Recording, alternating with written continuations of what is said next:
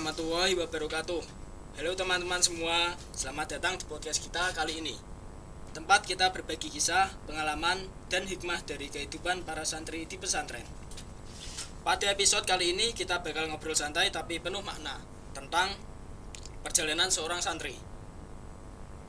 Tentang bagaimana rasanya hidup di pondok, bangun sebelum subuh, hafalan yang gak ada habisnya, sampai cerita-cerita lucu di balik dinding asrama. Bersama saya, Muhammad Azmi Mutakin. Dan tamu spesial kita hari ini, seorang santri yang sudah bertahun-tahun mondok dan punya banyak cerita seru dan inspiratif untuk dibagikan. Yuk langsung saja kita sambut narasumber kita. Halo Mas. Ya. Bagaimana kabarnya? Baik. Kita diperkenalkan terlebih dahulu, namanya siapa dan asalnya dari mana? Oke, sebelumnya terima kasih untuk Mas Azmi telah mengundang saya di podcast hari ini. Nama saya Ahmad Nur Hakim dari Desa Dolorejo, Demak. Dan bisa diceritakan sedikit tentang diri Anda, di mana dulu Anda mondok? Saya dulu mondok di Pondok Pesantren Miftahul Ulum Jogoloyo, Demak. Ya, dan apa yang membuat Anda tertarik atau memutuskan untuk mondok? Saya awalnya cuma disuruh mondok dan saya kepinginnya dulu itu sekolah. Dan orang tua itu nyuruh saya untuk mondok. Dan saya dibebaskan untuk milih pondok dan saya memilih Pondok Pesantren Miftahul Ulum. Serta sekolah SMP di sana. Dan bagaimana perasaan Anda waktu awal masuk di pesantren? Perasaan saya biasa saja karena saya pernah mondok sebulan sebelum mondok. Jadi sebulan itu saat bulan puasa atau ngaji posonan lah disebutnya. Berarti sebelum mondok itu sempat posonan 1 bulan dulu ya? Ya. Apa ekspektasi Anda sebelum mondok dan apakah sesuai dengan kenyataannya? Bayangan saya saat sebelum mondok itu di pondok rasanya kayak enak, jadi pengen lah kayak kakak kelas saya banyak yang di sana. Ya, saya ingin ikut. Dan ekspektasinya sesuai apa enggak Mas waktu itu? Untuk ekspektasinya sama, Sesuai ya? sesuai. Siapa sosok yang paling berpengaruh hingga membuat Anda yakin untuk mondok? Pastinya ya orang tua, karena orang tua yang menyuruh. Orang tua yang menyuruh. Ya. Seperti apa rutinitas harian seorang santri di pesantren Anda? Untuk rutinitas harian, bangun jam 4 pagi, terus sholat subuh. Setelah sholat subuh ada ngaji Quran, ngaji subuh, Quran bil tartil ngajinya. Setelah itu, setelah ngaji, mandi, persiapan sekolah, berangkat sekolah. Terus pulang sekolah jam 13.40. Untuk setelah itu istirahat sampai maghrib sekolah lagi madrasah khusus untuk para pelajar sampai jam 8:30. Apa kegiatan paling berkesan selama Anda mondok? Kegiatan paling berkesan menurut saya saat 1 Muharram. Acara 1 Muharram itu dulu pondok mengadakan karnaval, itu muter Jogoloyo, Kendal Doyong, balik lagi, dan ada pengundian kupon juga. Itu sangat seru. Dan sekarang acara itu tidak pernah ada sampai sekarang. Kayak mati gitu Ya, acaranya. dari saya kelas 8 sampai sekarang itu udah gak ada. Dan bagaimana rasanya jauh dari keluarga, hidup mandiri di lingkungan pesantren? Ya pastinya agak sedih lah, tapi harus kuat. Harus dikuat-kuatkan biar Ya, biar kulino gitu, biar itu. iya kulino. Apa peraturan pesantren yang paling unik atau sulit dijalankan menurut Anda? Untuk peraturan ya pastinya untuk takziran itu ada 2 macam, Mas. Ma'arif dan keamanan. Yang mana? Yang Ma'arif tadi. Untuk Ma'arif pastinya ngaji subuh karena masih ngantuk-ngantuknya, terus Sangat berat itu. sangat berat, malas. Tapi gimana cara Anda bangkit dari kemalasan itu? Pastinya dengan wudhu. Saya kalau subuh biasanya langsung ke masjid, wudhu langsung sholat mapan. Mapan. Mapan. Bagaimana hubungan Anda dengan pengurus? Hubungan pengurus sangat dekat, apalagi yang membimbing kita di pondok, yang mengajar saat ngaji subuh, saat musyawarah.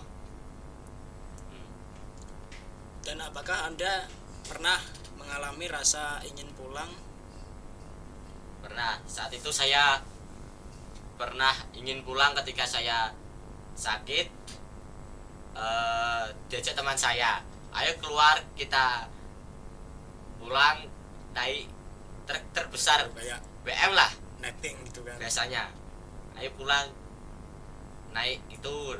Terus pulang itu sampai rumah saya dimarahin Dimarahin karena orang tua, nggak iya. izin gitu kan. Saya nggak bilang ke orang tua kalau mau pulang gitu kan.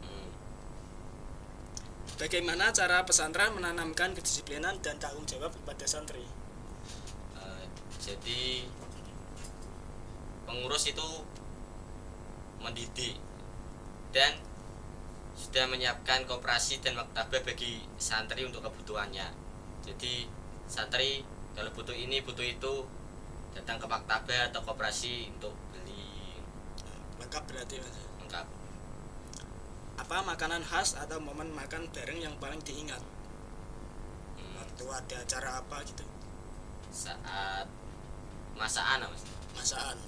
Saat itu kamar saya punya agenda setiap 1 bulan itu masakan. Jadi setiap satu bulan bayar uang kas segini, nanti akhir bulan buat masakan, begitu terus. Gitu. Itu masaknya di rumahnya salah satu santri atau di lingkungan pondok? Ya di lingkungan pondok. Di pondok sudah disediakan pawon untuk masak para santri. Oh, Yang tidak pas itu. ya gitu. Bagaimana cara pesantren mengatur keseimbangan antara belajar agama dan umum? Jadi yayasan itu sudah menyediakan berbagai lembaga seperti untuk yang formal SMP, SMK, terus untuk yang tidak formal, non formal itu ada salaf dan madrasah khusus. Yang madrasah khusus untuk pelajar, untuk para anak SMP, SMK. Kalau itu madrasah khusus itu di apa namanya? Sekolahnya di jam berapa Mas? Untuk madrasah khusus dari maghrib, dari jam 6 sampai jam setengah 9. Apa pelajaran atau kitab yang paling berkesan untuk Anda pelajari? Pastinya nahwu. Nahwu itu dari saya kelas 1 sampai kelas 3 Usta ini masih diajarkan Masih diajarkan terus sampai berarti? sekarang. Siapa guru atau ustadz yang paling menginspirasi Anda? Menurut saya Bapak Abdul Salam, karena dia beliau orangnya tegas, sangat berwibawa. Jadi sangat menginspirasi lah bagi para muridnya, bagi para santri. Pernahkah mengalami kesulitan dalam belajar kitab kuning atau bahasa Arab? Untuk kitab kuning itu fikih lumayan mudah dipahami lah.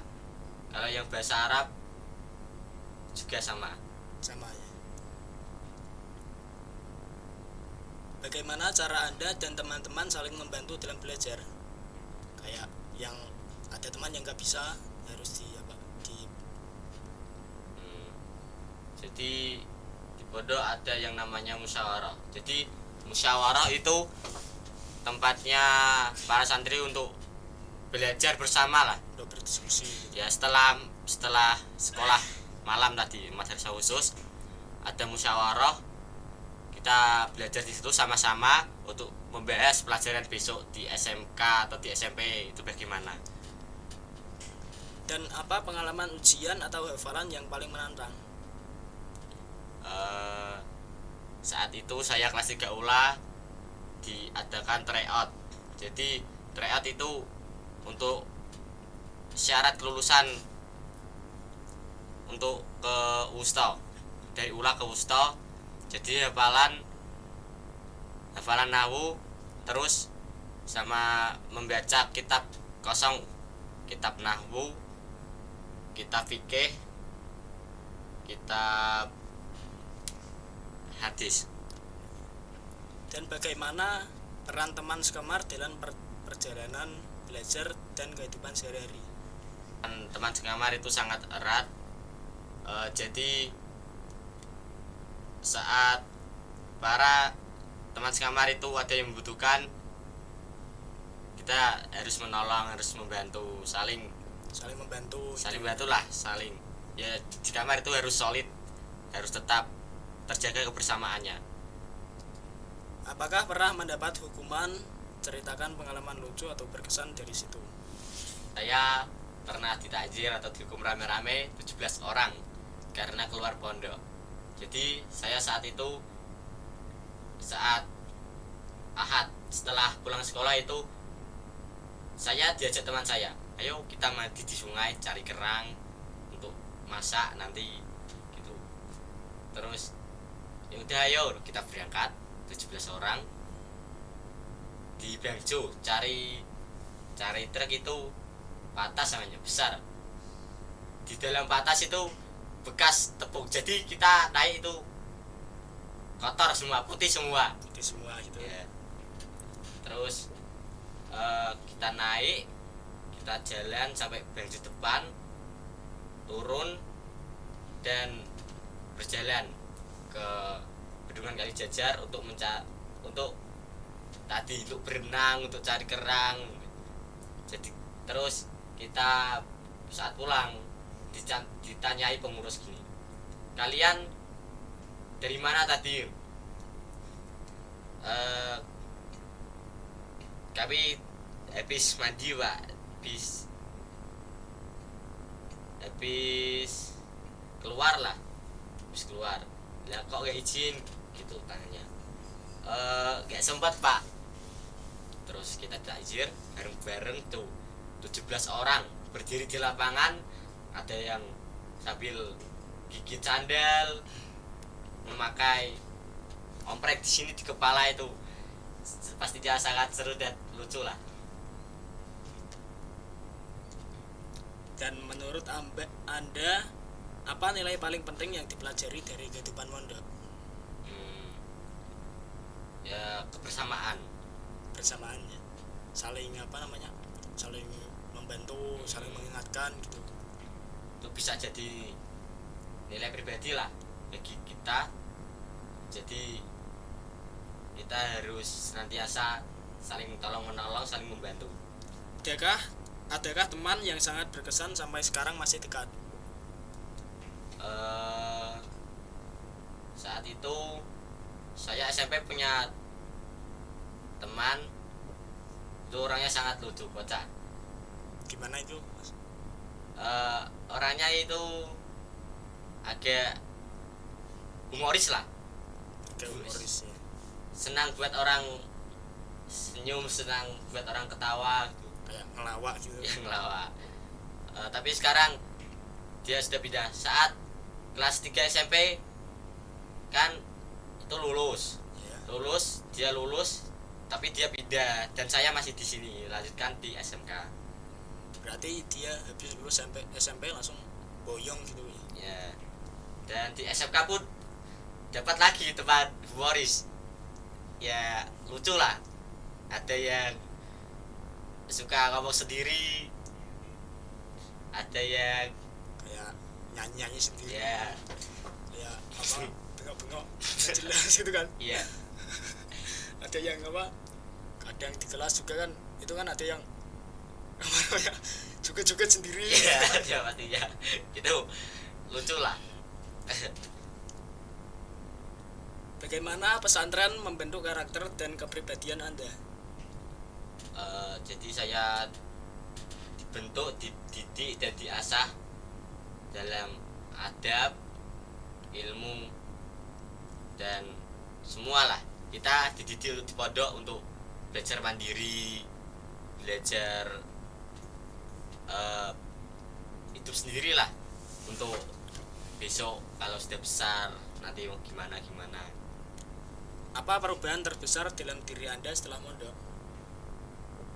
Jadi saya pastinya ilmu bertambah dari ula ke wusta, itu semua diajarkan.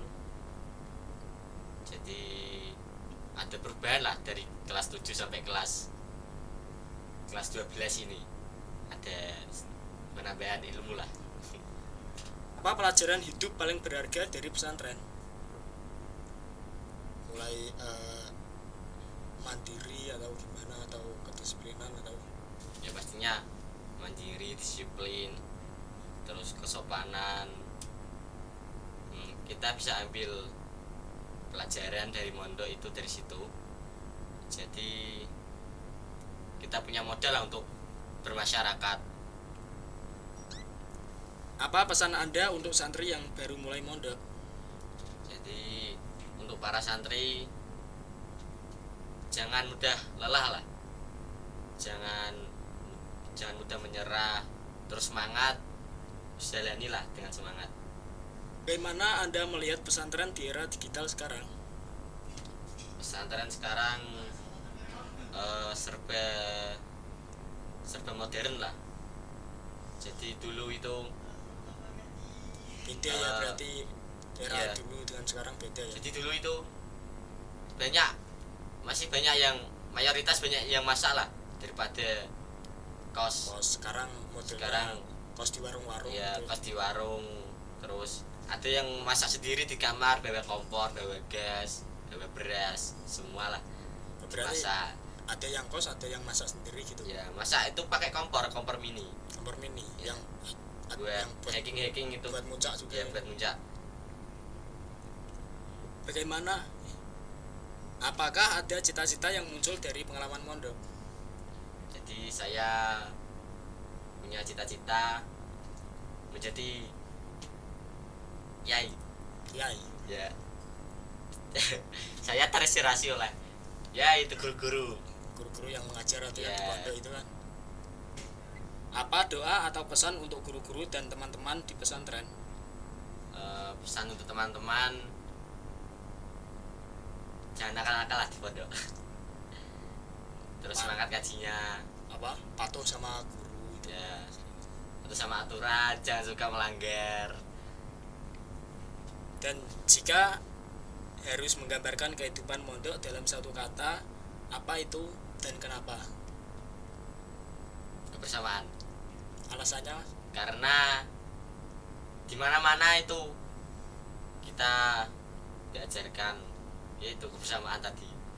Jadi harus saling melengkapi lah. Kemana-mana ini nggak punya uang dipinjamin, ini butuh ini dikasih. Apa cita-cita kamu setelah lulus dari pondok pesantren? Cita-cita saya ingin menimba ilmu jauh lebih dalam ke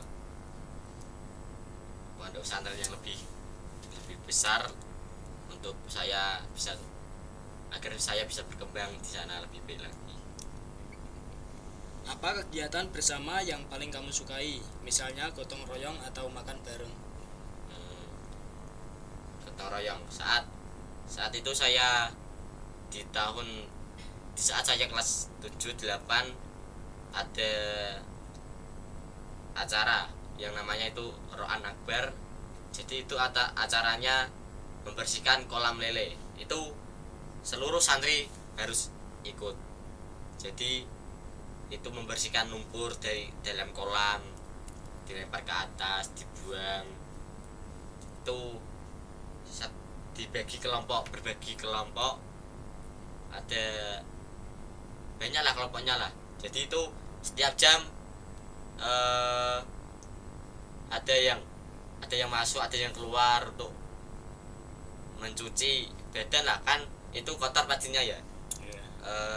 Terus setiap jam ganti kelompok, terus yang kelompok ya sudah tadi dibawa ke sungai untuk mandi bersih-bersih. Terus juga dapat makan lah. Saat itu saya dan teman-teman paling sering dapat ubi rebus. Direbus ya. Apa momen paling lucu atau berkesan bersama teman sekamar? Jadi saya waktu itu habis jajan di kamar di koperasi, terus saya naik ke kamar dan teman satu kamar saya itu menjerit, tikus loh. Ada tikus gitu. Ya, saat saya masuk itu katanya tikusnya sudah ditangkap, set, kok ada benjolan, dibuka ternyata saat itu apa ya, bungkusan plastik lah. Plastik. Ya, jadinya satu kamar itu tertawa. Dan menurut kamu, apa nilai paling penting yang kamu dapat dari kehidupan santri? Nilai mandiri. Nilai mandiri. Ya, jadi saya dari kelas 7 sampai sekarang diajarkan kemandirian. Jadi bersih-bersih itu sendiri, mandiri, terus mencuci pakaian.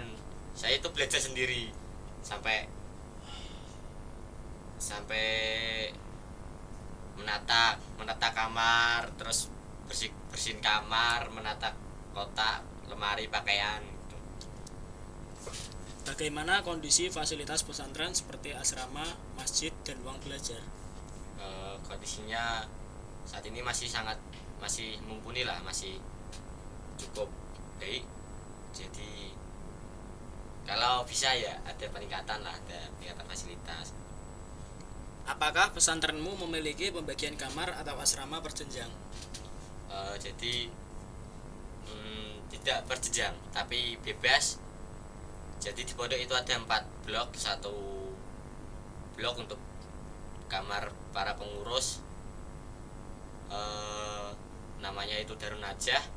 Dulu itu berisi 5 kamar, dan blok Al Firdaus berisi 9 kamar, blok Gedung Kiai Tabius lantai 2 ada 6 kamar, dan blok Darussalam itu ada 7 kamar. Apa kegiatan rutin setiap malam Jumat di pesantrenmu? Jadi setiap malam Jumat itu setelah maghrib, setelah sholat diadakan tahlil bersama di kamar masing-masing. Kemudian isya sholat, setelah sholat itu ada maulid dan tibaan. Setelah itu ada ekstrakurikuler pencaksilat pagar Nusa. Jam berapa itu pas waktu ekstrakurikuler pagar Nusa? Jadi dari jam 9 sampai jam setengah 2. Habis itu istirahat. Terus pagi itu Jumat pagi kita berangkat ke makam untuk kirim doa kepada masyayikh pondok pesantren Calulum. Kemudian setelah itu pulang dari makam itu diadakan gotong royong bersih-bersih. Jadi setiap kamar itu dapat bagian, kamar ini dapat bagian ini, bersihkan ini gitu. Apakah pesantren memiliki kegiatan olahraga rutin seperti sepak bola atau voli? Jadi untuk ekstrakurikuler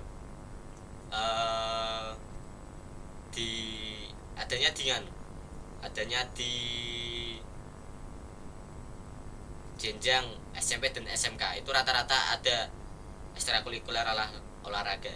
Seperti di SMK di sini ada ekstra voli, ada ekstra futsal, Sastra Pramuka.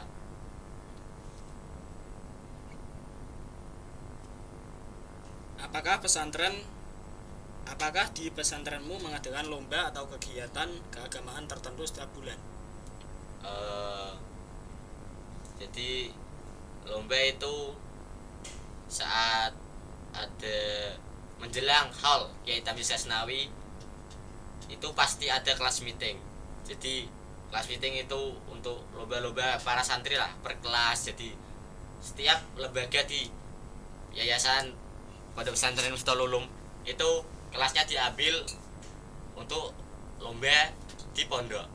Jadi itu ada lomba futsal, ada voli, ada balap karung, banyak lah. Terus yang rohani ada rebana, ada adan, ada sholawatan.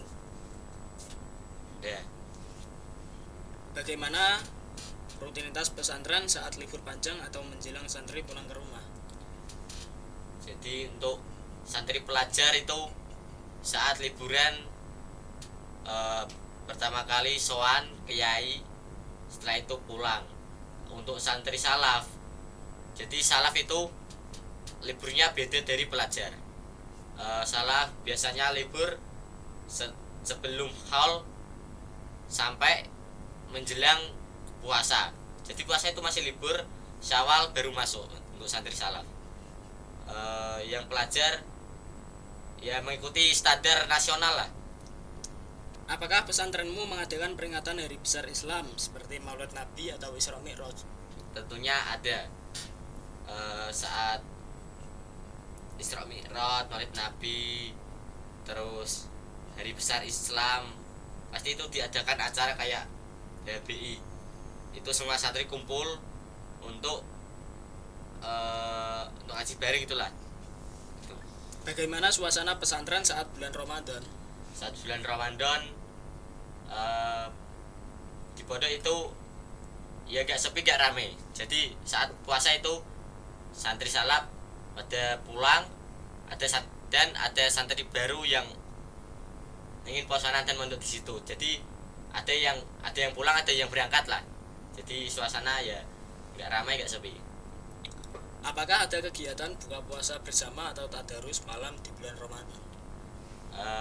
Jadi untuk buka bersama itu setiap hari Mas, buka bersama. Yang di kos, seperti di kos Pak Tahir dan Pak Dor itu pasti buka. Kayak Ya. makan bersama gitu. Apakah pesantren mengadakan kegiatan akhir tahun seperti imtihan atau haflah? Haflah pastinya ada. Sebelum menjelang haul itu ada yang namanya khatmil Quran dan akhirus sana.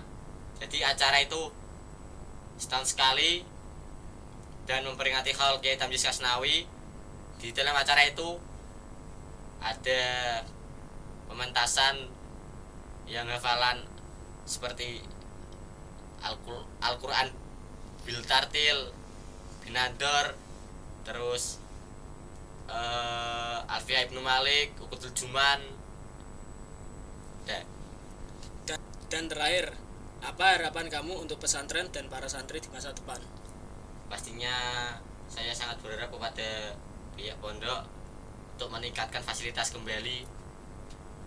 Jadi untuk yang blok Al-Firdaus itu dibuatkan kamar mandi dan WC. Jadi kalau blok Al-Firdaus itu numpang ke WC dan kamar mandi blok Darussalam. Jadi kalau sore, kalau mandi, kalau pagi dan sore itu rutin pasti datang ke blok Darussalam, ke kamar mandi blok Darussalam. Wah, luar biasa banget cerita hari ini. Dari obrolan tadi kita belajar bahwa jadi santri bukan cuma soal belajar kitab kuning atau bangun dini hari, tetapi juga soal membentuk karakter, kesabaran, dan cinta pada ilmu. Terima kasih buat Mas Hakim yang sudah berbagi kisah dan inspirasinya. Semoga Allah selalu berkahi perjalanan ilmunya. Dan buat teman-teman pendengar, semoga obrolan ini bisa jadi pengingat buat kita semua bahwa di balik setiap perjuangan ada keberkahan yang menanti. Saya Muhammad Azmi Mutakin sebagai host pamit undur diri. Wassalamualaikum warahmatullahi wabarakatuh.